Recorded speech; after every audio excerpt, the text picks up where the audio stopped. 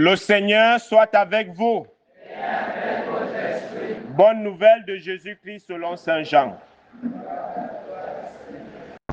Jean au chapitre 11, les 45 premiers versets. En ce temps-là, il y avait quelqu'un de malade, Lazare de Béthanie, le village de Marie et de Marthe, sa sœur. Or, Marie était celle qui répandit du parfum sur le Seigneur en lui essuyant les pieds avec ses cheveux. C'était son frère Lazare qui était malade. Donc, les deux sœurs envoyèrent dire à Jésus, « Seigneur, celui que tu aimes est malade. » En apprenant cela, Jésus dit, « Cette maladie ne conduit pas à la mort. Elle est pour la gloire de Dieu, afin que par elle le Fils de Dieu soit glorifié. » Jésus aimait Marthe et sa sœur, ainsi que Lazare. Quand il apprit que celui-ci était malade, il demeura 2 jours encore à l'endroit où il se trouvait.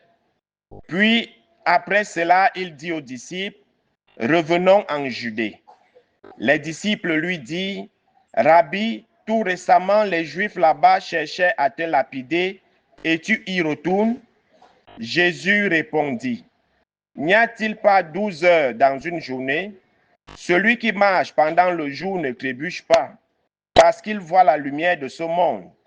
Mais celui qui marche pendant la nuit trébuche, parce que la lumière n'est pas en lui. » Après ces paroles, il ajouta, « Lazare, notre ami, s'est endormi, mais je vais aller le tirer de ce sommeil. » Les disciples lui dirent alors, « Seigneur, s'il s'est endormi, il sera sauvé. » Jésus parlait de la mort. Eux pensaient qu'il parlait du repos du sommeil. Alors il leur dit ouvertement, « Lazare est mort, et je me réjouis de n'avoir pas été là à cause de vous, pour que vous croyiez. Mais allons auprès de lui. » Thomas, appelé Didyme, c'est-à-dire jumeau, dit aux autres disciples, « Allons-y nous aussi pour mourir avec lui. » À son arrivée, Jésus trouva Lazare au tombeau depuis 4 jours déjà. Comme Béthanie était tout près de Jérusalem, à une distance de 15 stades, c'est-à-dire une demi-heure de marche environ. Beaucoup de Juifs étaient venus réconforter Marthe et Marie au sujet de leur frère.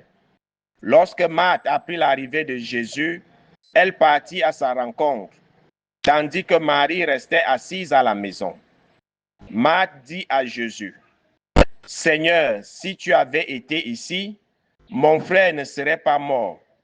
Mais maintenant encore, je le sais, tout ce que tu demandes à Dieu, Dieu te l'accordera. » Jésus lui dit, « Ton frère ressuscitera. » Marthe reprit, « Je sais qu'il ressuscitera à la résurrection au dernier jour. » Jésus lui dit, « Moi, je suis la résurrection et la vie.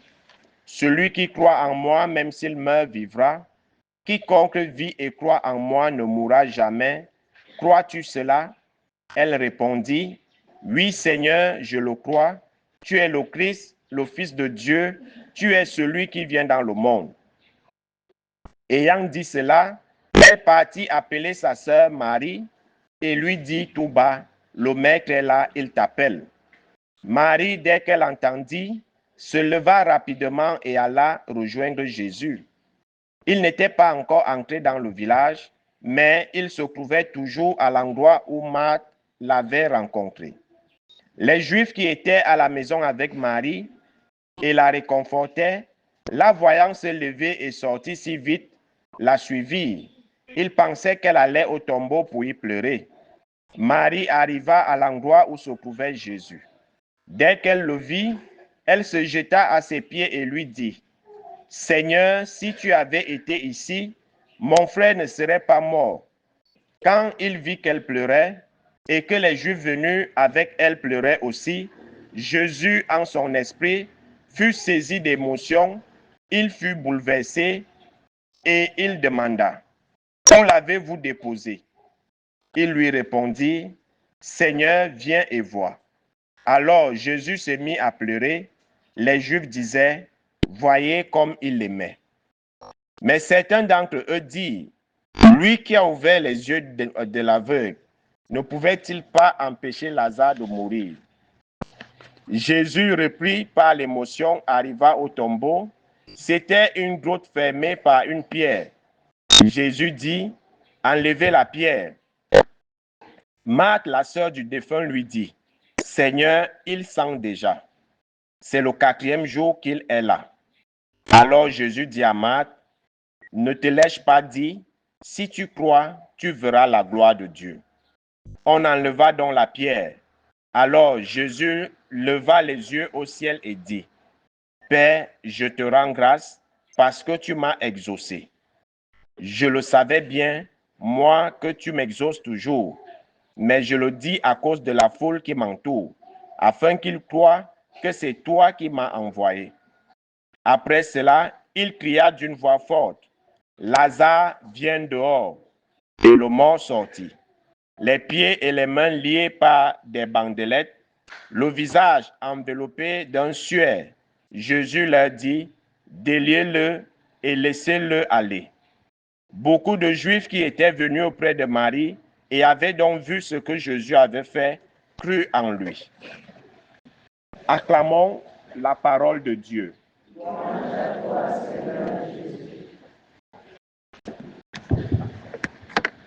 Bien-aimés de Dieu, chers frères et sœurs en Christ, loué soit Jésus-Christ. Loué soit le saint nom de Jésus-Christ. Merci. Bonjour à tout le monde. J'espère que la semaine a été. Voilà, si tout le monde répond, ça veut dire que ça a donné. Pour ceux dont la semaine n'a pas été, la nouvelle ne sera pas fériée, donc ça ira. Nous sommes donc rendus au 5e dimanche de Carême, année liturgique A, appelé le dimanche des prophètes et le dimanche de Lazare. C'est le dimanche où Jésus va une fois de plus démontrer la toute-puissance de Dieu. Surtout, rien ne limite Dieu, rien n'est impossible à Dieu. Dieu peut faire tout ce qu'il veut.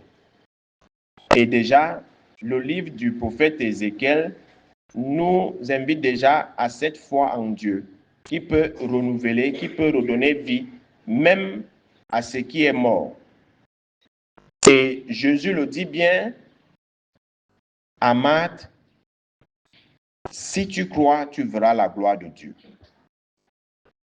Et le problème avec nous, c'est que nous n'avons pas la foi. Nous fonctionnons avec une foi magico-religieuse, c'est-à-dire une foi teintée, une foi mélangée. On ne croit pas véritablement en Dieu. Et l'un des péchés contre l'Esprit Saint, c'est douter de la toute-puissance de Dieu. Et c'est des péchés que Dieu ne pardonne pas. Et lui-même l'a dit, qu'il ne pardonne pas les péchés contre l'Esprit Saint. Et dans la liste des péchés contre l'Esprit Saint, il y a le refus de croire que Dieu peut faire quelque chose. Le fait de se condamner soi-même, de dire que tout est fini, il n'y a plus d'espoir, tout est fini, même Dieu ne peut plus rien faire. C'est un péché grave. La douleur, la tristesse ne doit pas nous amener à ce genre d'extrême. Quand nous avons perdu un être cher, par exemple, il n'y a pas souvent de mots pour consoler. Tout ce qu'on peut dire là ne va pas ramener la personne. Et même toutes ces jérémiades qu'on peut faire autour du deuil, autour du défunt, ne va pas le ramener. Mais le Seigneur veut nous faire comprendre ici qu'il peut ramener les morts à la vie. Et Jésus le dit bien, il savait que son ami est malade. Il avait même reçu le message, mais il n'est pas venu. Parce qu'il fallait que la gloire de Dieu se manifeste. Comme pour dire qu'il y a certaines situations de nos vies qui sont pour la manifestation de la gloire de Dieu. Et donc nous devons accepter ces situations-là, parce que le Seigneur a toujours un plan de secours. C'est lui qui a le dernier mot. Nous devons juste vivre cette situation dans la foi. et non pas de trancher et de rester radical sur notre position. Tout est fini. Avec Dieu, rien n'est jamais fini. Et Jésus, en disant à ses apôtres, Lazare est mort, mais il fallait que ça soit ainsi, parce qu'il fallait que la gloire de Dieu se manifeste. Cette mort, c'est pour la gloire de Dieu, parce qu'il savait ce qu'il devait faire. Et le but, c'est d'amener les autres à la foi, à la conversion. Parfois, Dieu se sert de ta situation pour que le moment où il va te ressusciter, que les autres, que ta situation serve de témoignage à ceux qui ne croient pas encore. Afin qu'en voyant comment tu as été restauré, qu'eux aussi adhèrent à cette foi qui t'a permis de patienter, de persévérer jusqu'à ta résurrection. Et notons bien une chose, il y a 14 stations dans un chemin de croix. Bon, la 15e, c'est la résurrection. Et notre vie ici sur terre est semblable à ce chemin de croix. Nous avons 14 stations à parcourir avant la résurrection. Ça, il faut le savoir. C'est pour ça que dans la vie chrétienne, il y a les hauts et les bas. Les bas, c'est la chute. Il y a 3 chutes dans les 14, n'est-ce pas? Et pendant les 3 chutes, Jésus s'est relevé. Donc, ce n'est pas parce qu'on passe les moments les plus sombres de notre vie que tout est fini. Au contraire, c'est là où la foi en Dieu doit plutôt jaillir. Dieu n'a jamais dit que c'est fini. Jésus a parcouru 14 stations et nous sommes à la 40e. Certains ne sont même pas encore à la 10e, mais ils se plaignent déjà que tout est fini. Ils maudissent déjà Dieu, ils maudissent tous ceux qui parlent de Dieu. Où est ton Dieu quand il y avait ceci? Où est ton Dieu quand je passais par l'eau et le feu? Où est ton Dieu quand je passais par la boue et la poussière? Où est ton Dieu? Ainsi de suite. Où était-il? C'est la foi. Mais tellement notre foi fonctionne comme on l'a dit au début, une foi magico-religieuse, on pense que dès qu'on va dire « fais cette prière » comme une formule magique, abracadabra, allez, la situation s'estompe. Ce n'est pas ça la foi. La foi, c'est croire même à l'impossible et croire que malgré la situation dans laquelle je suis, tout ira bien. Et c'est à cette foi que Jésus nous invite à travers cet épisode de Lazare. Il a attendu que Lazare meure et qu'il fasse 4 jours. Il est où le processus de décomposition commence déjà. Et là, on sait qu'on ne peut plus rien faire. S'il venait de mourir et qu'il était là, on aurait dit oui, c'est vrai, il vient de mourir, le corps chauffe quand même encore, le cerveau fonctionne encore, même si les autres organes ne fonctionnent plus, mais le cerveau, c'est le dernier organe qui reste quand même, qui fonctionne encore. Et certaines cellules encore du corps, comme les ongles, les cheveux, qui continuent toujours à fonctionner, même si on est déjà mort. Mais 4 jours, donc il n'y a plus rien à faire. C'est pour ça que sa sœur dit, Seigneur, ça ne sert à rien. 4 jours déjà, il sent déjà. Donc, il n'y a plus rien à faire. Mais Jésus démontre que rien n'est impossible à Dieu. Il faut juste croire pour voir. Si on ne croit pas, il n'y aura pas de miracle. Et c'est la foi qui produit les miracles. Ce n'est pas tout ce folklore que nous faisons là, les rites et autres, les incantations et autres, couper les têtes des poulets et autres, c'est pas ça. C'est la foi qui compte. Et quand vous regardez dans le ministère terrestre de Jésus, tous les dialogues avant un miracle, c'était toujours, est-ce que tu crois que je peux le faire? Est-ce que tu crois que le Fils de l'homme peut le faire? Oui, Seigneur, je crois. Et c'était quoi? Ta foi t'a sauvé. Alors, sans la foi, il ne peut pas avoir de miracle. Sans la foi, il ne peut pas avoir de résurrection. Et pour qu'il y ait résurrection, il faut passer par le vendredi saint. Ça, il faut le savoir. Le vendredi saint, c'est la période la plus sombre de la vie de tout un chacun, où on pense que le ciel est tombé sur notre tête et qu'il n'y a plus d'espoir. Mais moi, il dit toujours, tant que tu en vis, il y a espoir. Parce que si tu devais déjà mourir, tu devais déjà être sous terre depuis. Mais malgré les persécutions, malgré les situations compliquées de ta vie, tu es toujours en vie. Ça veut dire que Dieu a prévu ta résurrection. Alors, sois juste patient, persévère, endure, avance sur ton chemin de croix et atteins le vendredi saint. Accepte mourir et le Christ va te ressusciter. S'il a ressuscité les morts, lui-même il est sorti du tombeau, est-ce que tu penses que c'est ta situation qui ne peut pas changer? Ta situation peut changer. Et il va sortir Lazare du tombeau et il va dire, déliez-le et laissez-le aller. Donc, il n'y a pas que la mort physique, mais il y a des morts spirituelles. Il y a plusieurs types de morts. Et Jésus, aujourd'hui, veut nous faire comprendre qu'il est capable de nous ressusciter. Même si on t'a déjà tué spirituellement, si tu crois en Jésus, il va te ressusciter. Même si on t'a tué socialement, psychologiquement, moralement, si tu crois en Jésus, il va te ressusciter. Parce que pour détruire une personne, il suffit de la tuer soit psychologiquement, soit moralement, soit socialement. Et la pire même des morts, c'est la mort spirituelle. C'est-à-dire enterrer la vie de quelqu'un, embouteiller quelqu'un. C'est la pire des morts.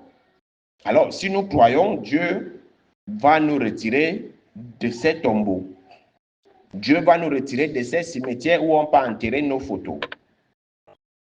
Dieu va briser les bouteilles dans lesquelles nous sommes enfermés. Mais il suffit de croire.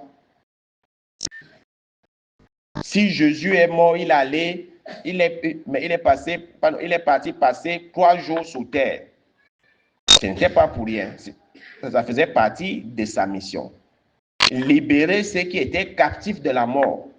Et vous pensez que Jésus ne peut pas entrer dans nos tombeaux, dans les tombes dans lesquelles on nous a enterrés, les arbres dans lesquels on peut clouer nos noms et nos sous-vêtements? Vous pensez qu'il ne peut pas arriver sur cet arbre-là et retirer vos sous-vêtements? On m'a dit qu'il y a un arbre ici quelque part où on peut envoûter les gens, où les femmes partent envoûter les hommes et les hommes partent envoûter les femmes. C'est vrai, non? Vrai ou faux? Vrai. Voilà. Alors, vous pensez que Jésus ne peut pas arriver sur l'arbre là? Alors, si vous avez la foi, si tu sens qu'on t'a mis quelque part, prie Jésus. Il va arriver là où il y a l'arbre là. Il va retirer ton sous-vêtement parce qu'il paraît que ce n'est que les sous-vêtements qu'on utilise. Donc, si vous constatez qu'il y a qu'un sous-vêtement a disparu, commencez à prier que ce ne soit pas dans l'arbre là. Et envoyez Jésus. Si Lazare a fait 4 jours, il est ressorti, vous pensez que là où on est parti, comme disent les Ivoiriens, là où on t'a bassé, vous pensez qu'il ne peut pas arriver là-bas? Il va arriver. Il va arriver. Il était dans un village voisin de Béthanie. Il est arrivé à Béthanie. Et vous pensez que c'est là où on vous a enterré spirituellement que Jésus ne va pas arriver? Mais il faut avoir la foi donc. Et non pas pleurnicher. Et non pas se plaindre. Il faut prier Jésus. Si tu as rejeté Lazare, tu as donné la vie à beaucoup de morts. Voilà ma vie qui est enterrée. Voilà tel domaine de ma vie qui a été enterré. Fais quelque chose, ressuscite-moi. C'est pour ça que Jésus est venu dans le monde, pour détruire les œuvres des ténèbres. Donc, n'attendons pas la mort physique pour aller dire à Jésus que voilà, tu n'as rien fait pour moi et pourtant ceci. Commençons déjà à détecter les différentes morts qui existent dans notre existence. Parce qu'il y a ceux qui sont debout, mais qui sont déjà enterrés depuis. Alors, vous attendez quoi pour dire à Jésus que voilà, 20 ans, 10 ans, je suis enterré, rien ne donne dans ma vie. C'est le moment. Il est là pour ça.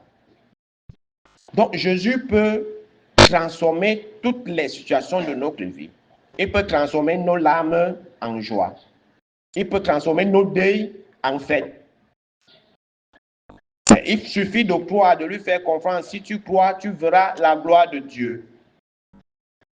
Et la situation dans laquelle l'ennemi t'a mise, c'est pour que la gloire de Dieu se manifeste.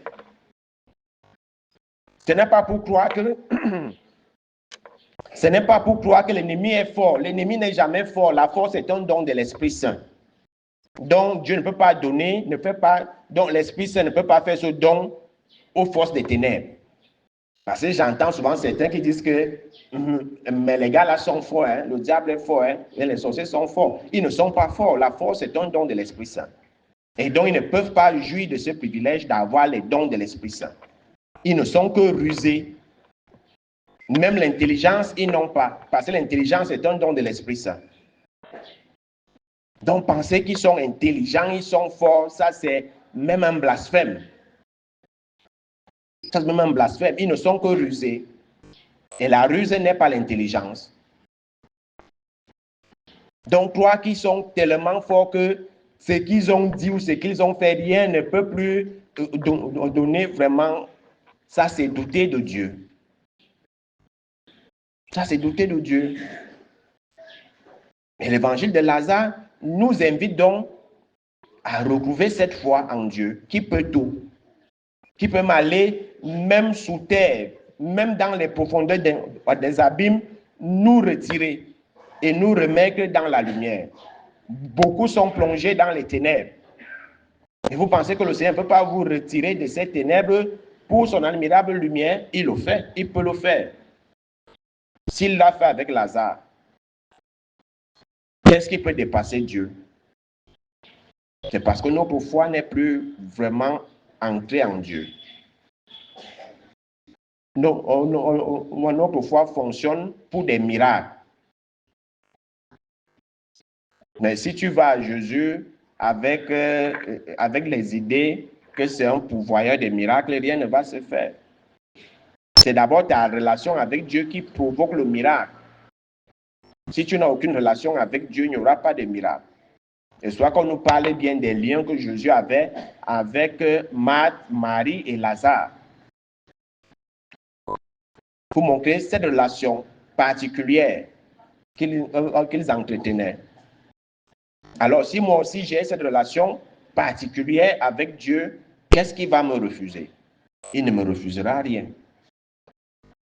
Tout ce que je demanderai, il va me l'accorder. Mais parce que notre relation avec Dieu est bancale. C'est pour ça qu'on a l'impression de prier, rien ne se produit. Il faut d'abord que la relation avec Dieu soit authentique. Je ne prie pas Dieu parce qu'il fait juste des miracles, mais parce qu'il est Dieu. Et soit que vous voyez, Marthe et Marie disent, Seigneur, nous savons qu'il va vivre.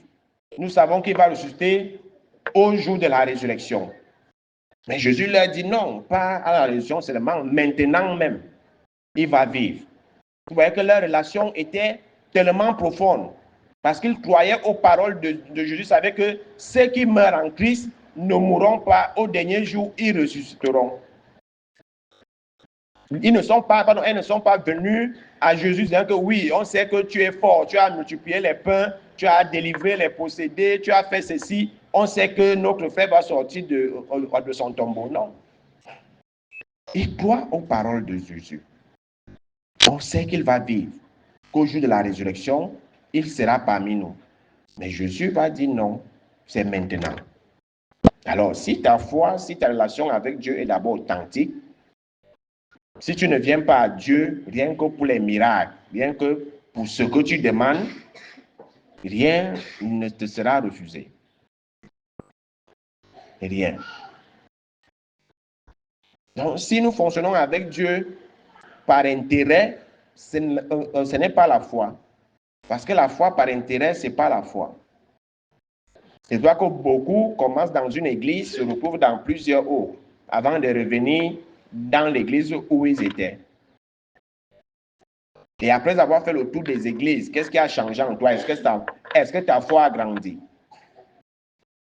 Est-ce que tu provoques déjà les miracles avec ta foi? Et dans ces églises, vous voyez toujours les miracles se produisent pour les autres, mais jamais pour toi. Ça veut dire qu'il y a un problème. Tu changes encore d'église, soit tu vois que le pasteur appelle toujours que certaines personnes à qui donc Dieu lui a révélé que c'est tel, ton miracle c'est aujourd'hui, mais toi tu es là, Même le jour où tu pars t'asseoir devant, le doigt du pasteur t'esquive. Et pas tu prends quelqu'un de derrière là où tu te sois assis derrière. Quand tu retournes encore derrière, on prend celui de devant. Donc, vous voyez que ce n'est pas une foi de miracle. Il faut croire en Dieu d'abord. C'est tout ce qu'il nous demande. Si tu crois, tu verras la gloire de Dieu. Mais si tu ne crois pas, tu ne verras pas la gloire de Dieu. Mais tu verras cette gloire se manifester dans la vie de ceux qui auront cru en Dieu. Et c'est toi qui seras toujours aigri, jaloux et autre. Et tu vas penser que Dieu ne te regarde pas ou ne te calcule pas. Et pourtant, c'est toi qui ne crois pas véritablement. Alors, en célébrant le dimanche de Lazare et des prophètes,